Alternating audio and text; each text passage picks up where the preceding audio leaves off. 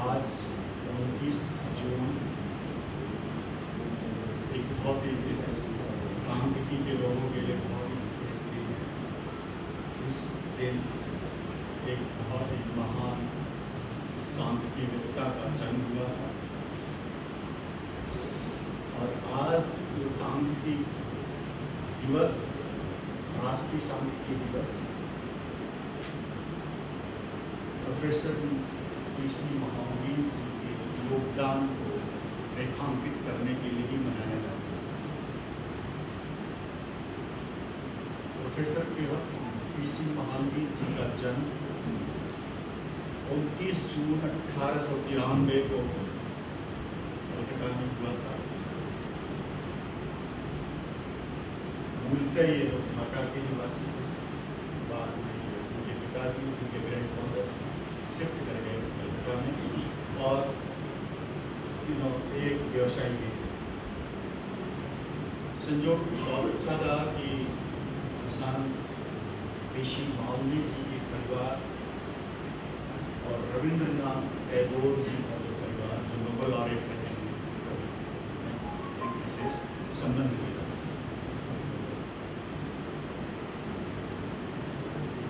महावीर जी भौतिकी, सांख्यिकी एवं मैथमेटिक्स तीनों के बहुत अच्छे जानकार थे। 1913 में वो इंग्लैंड से भारत वापस आए। नहीं, इंग्लैंड में जब थे उसी दौरान बायोमेट्रिका जर्नल उनको से परिचय कराया गया कि ये बायोमेट्रिका स्टैटिस्टिक्स के जो सुधारती हैं या जो लोग हैं वो जानते होंगे, it is one of the very good journal in statistics, renowned journal है।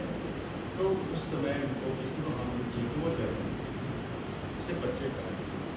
उन्होंने उसको देखा, उससे इतने प्रभावित हुए उस जर्नल से, उसका एक पूरा सेट खरीद लिया और उसको लेकर के इंडिया वापस आ। भारत में आने के बाद उन्होंने 1931 में इंडियन स्टैटिस्टिकल इंस्टीट्यूट कलकत्ता का स्थापना किया। उनको संस्थापक भी कहा जाता है। और उन्होंने अपने अध्ययन के दौरान, रिसर्च के दौरान, पर्टिकुलरली मेटीरियोलॉजिकल साइंस मतलब मौसम विज्ञान, नृ विज्ञान दैट इज एंथ्रोपोलॉजी और बायोलॉजिकल साइंस में रिसर्च किया। उसकी समस्याओं पर ध्यान दिया और जो इन विषयों से संबंधित या शोधों से संबंधित जो प्रॉब्लम होती थी, उन समस्याओं को कैसे निराकरण किया जाए उस पर 75 years of national sample survey underscores the critical role of the NSS National Sample Survey in providing reliable and timely statistical data that supports evidence-based decision making and governance in India. Hindi में भी सुन लीजिए। राष्ट्रीय नमूना सर्वेक्षण के 75 वर्ष भारत में साक्ष्य आधारित निर्णय लेने और शासन का समर्थन करने वाले विश्वसनीय और समय पर सांख्यिकी की आंकड़े प्रदान करने में राष्ट्रीय नमूना सर्वेक्षण की महत्वपूर्ण भूमिका को रेखांकित करता है। Since 2007, Statistics Day has been celebrated annually with a theme of the national significance.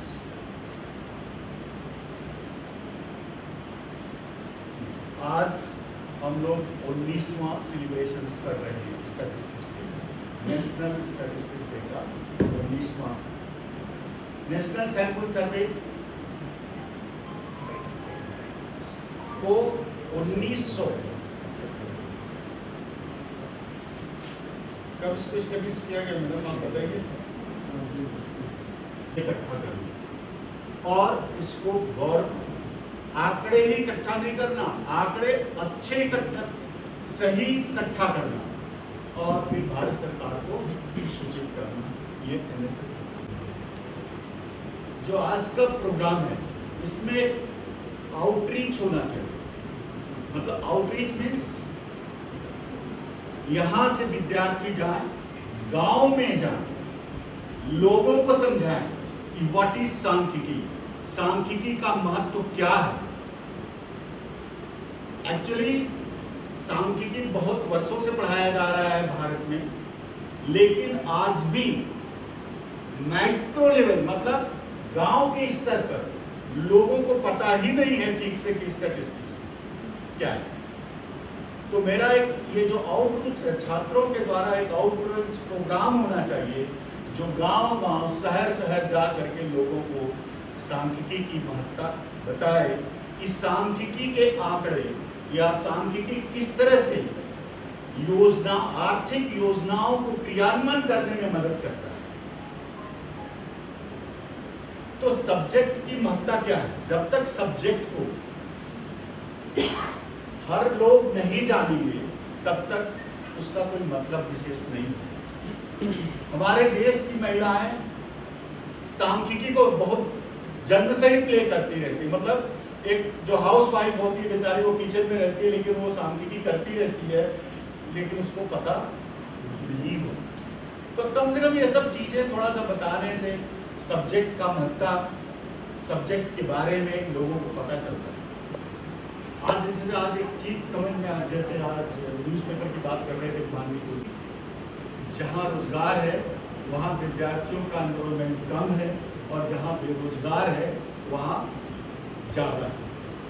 मैं बैठ करके भी सोच रहा था कि इमीडिएट इसका क्या आंसर हो सकता है, आपके मन में या मेरे मन में इसका क्या उत्तर होना चाहिए। तो मैं ये सोच रहा था कि शायद भारत के जो बच्चे हैं अब वो साक्षरता में ज़्यादा बिलीव करते हैं, रोजगार में बिलीव कम करते हैं, क्योंकि जो भी सब्जेक्ट्स जिसमें रोजगार नहीं है वो साक्षरता के लिए तो इनफ है, लेकिन जैसे सांख्यिकी हुआ, डेटा साइंस हुआ, मैनेजमेंट हुआ, मैथमेटिक्स हुआ, बायोलॉजी हुआ, बॉटनी, इन सब्जेक्ट्स में एडमिशन लेने के लिए लेना ही नहीं है। अगर उसको अच्छे से पास आउट होना है तो आपका दिमाग भी काम करना चाहिए। स्टैटिस्टिक्स और मैथमेटिक्स कम से कम ऐसे सब्जेक्ट्स है कि अगर कोई आदमी का ब्रेन अच्छे से काम नहीं करता है, अगर वो बहुत अच्छा सोच नहीं सकता है, एनालिटिकल पावर उसकी बहुत कम है, तो वो इस सब्जेक्ट्स में चल नहीं पाएगा। तो मेरा ये सोच था, I am not going to say कि क्यों बच्चे नहीं आ रहे हैं, और इसकी एनालिसिस को जो आंकड़े इकट्ठा कर रहे हैं उन्हीं को या फिर उसके रिसर्चर्स को पता लगाना पड़ेगा कि ऐसा उल्टा क्यों होने लगा। ये उल्टा ही हुआ ना, क्योंकि रोजगार में ज्यादा जाना चाहिए लेकिन उसमें न जा करके वो इधर जाने लगे। क्योंकि भारत की बड़ी विभिन्न प्रॉब्लम है। यहाँ पे लड़कियों की शादी होती कब, लड़का वाला पूछेगा भैया बेटी कितनी तक पढ़ी है, अगर वो पढ़ी नहीं है तो उसकी शादी होना आज के जमाने में थोड़ा टफ चला जाता है। तो लोग क्या करेंगे, बीए में एडमिशन करा देंगे, कहीं स्कूल नहीं भेजते, कम से कम उनको कहने को हो जाता है कि मेरी बेटी जो है बीए कर रही है, एमए कर रही है। तो उससे क्या होता है कि एक शादी में भी उसको एक सहूलियत प्रदान हो जाता है। तो शायद आप लोग भी इस बात को समझेंगे, इस तरह के इनरोलमेंट बहुत ज़्यादा है कि विद्यार्थी स्कूल नहीं जा रहा है, कॉलेज नहीं जा रहा है, घर में बैठे बैठे ही सारा वो काम अपना पढ़ाई लिखाई चल रहा है। तो ये भी एक रीजन होता है, हो सकता है कि उधर, क्योंकि उसको रोजगार नहीं चाहिए, उसको तो केवल शादी का उद्देश्य है, तो वो क्या करेगा, वो तो बस संख्या बढ़ा दिया एनरोलमेंट का।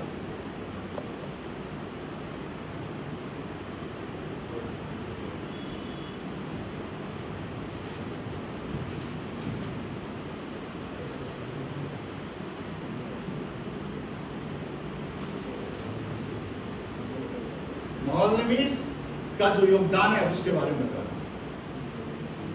प्रोफेसर महालनोबिस का योगदान पहला है, मतलब जो समझते हैं हम लोग, महालनोबिस डिस्टेंस, महालनोबिस दूरी, सबसे व्यापक रूप से उपयोग किए जाने वाले मैट्रिक्स में से एक है। It measures the comparison between two data sets. He introduced innovative techniques for conducting large-scale survey and conducted acreage and crop yield by using the method of random sampling. Random sampling, ठीक है, शायद आप लोग बहुत लोग तो समझते होंगे, स्टैटिस्टिक्स वाले तो समझते होंगे, दूसरे लोग भी समझते होंगे, एग्रीकल्चर वाले भी समझते होंगे। तो random sampling it is one of the easiest procedure. He devised a statistical method called fractile graphical analysis, which could be used to compare the socio-economic conditions of the different group of people. He also applied statistics to economic planning for flood control, with the objective of providing comprehensive socio-economic statistics. Mahalanobis established the National Sample Survey in 1950 and also set up the Central Statistical Office (CSO) to coordinate statistical activities in India. He was also a member of the Planning Commission of India from 1955 to 1967. The Planning Commission's second 5-year plan encouraged the development of heavy industry in India and relied on Mahalanobis' mathematical description of the Indian economy, which later became Mahalanobis' model. Mahalanobis held several portfolios, national and international. He served as the chairman of the United Nations Commission on Sampling from 1947 to 1951 and was appointed the honorary statistical advisor to the Government of India in 1949. For his pioneering work, he was awarded the Padma Bhushan, one of the India's highest honors, by the India government in 1968. तो ये था महावीर जी के योगदान बहुत हैं। Statistics as a subject utility बहुत ज़्यादा है। माननीय कुलपति जी होते और तो मैं उनसे रिक्वेस्ट करूँ कि विश्वविद्यालय के हर विभाग में कम से कम एक स्टैटिस्टिक्स का टीचर अपॉइंट हो जाना चाहिए, क्योंकि हर डिपार्टमेंट को अगर रिसर्च करा रहा है वो डिपार्टमेंट, तो उसकी डेटा एनालिसिस तो बाद में आता है। उस सब्जेक्ट से कॉल्ड बॉटनी, जूलॉजी, केमिस्ट्री, उसकी प्लानिंग के लेवल पर स्टैटिस्टिशियन की आवश्यकता होती है। फिर उसका जो डेटा आएगा वो एनालिसिस में योगदान देगा।